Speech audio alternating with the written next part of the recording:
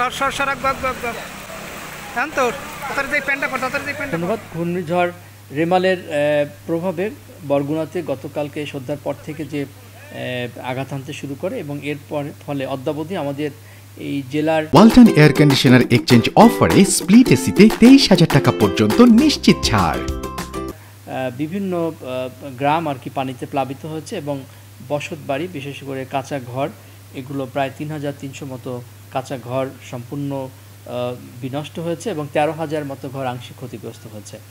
তবে আমাদের একটা বিষয় ছিল যে আমরা কিন্তু উল্লেখযোগ্য সংখ্যক মানুষকে আজকে আমরা এই জেলার যে 673টা আশ্রয় কেন্দ্র আছে সেখানে আমরা আনতে সক্ষম হয়েছি। এর ফলে কিন্তু আমাদের এখন পর্যন্ত কোনো নিহতের কোনো সংবাদ আমাদের কাছে নেই।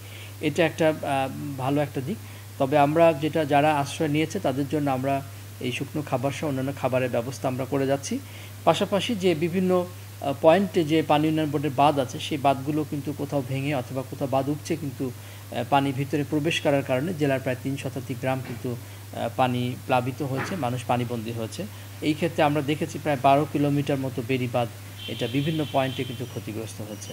আর কৃষিতে আমাদের উল্লেখযোগ্য কোনো ফসল এই মুহূর্তে মাঠে না থাকায় কৃষির ক্ষতি কিন্তু আমাদের তেমন একটা হয়তো হবে না আশা করছি। তারপরে এখানে আমাদের কৃষির সামগ্রিক যে ক্ষতির পরিমাণ সেটা আমরা নিরূপণের চেষ্টা করছি। পাশাপাশি যে আমাদের মাছের ঘের রয়েছে বা মুক্ত জলাশয় যেখানে আছে সেখানেও আমরা পেয়েছি প্রায় 4,000 হেক্টর মতো এই সমস্ত জলাশয় হয়তো সেখানে ক্ষতি হতে পারে।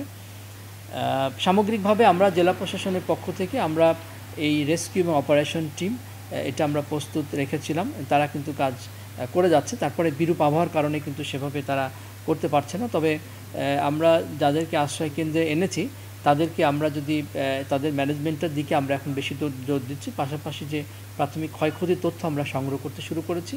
এই আবহাওয়াটা একটু স্বাভাবিক হলে কিন্তু আমরা এই ক্ষয়ক্ষতির পরিমাণ অনুযায়ী দুর্গতদের মানুষের জন্য যে ত্রাণ এবং পুনর্বাসন কার্যক্রম আমরা শুরু করার জন্য সম্পূর্ণ প্রস্তুত আছি।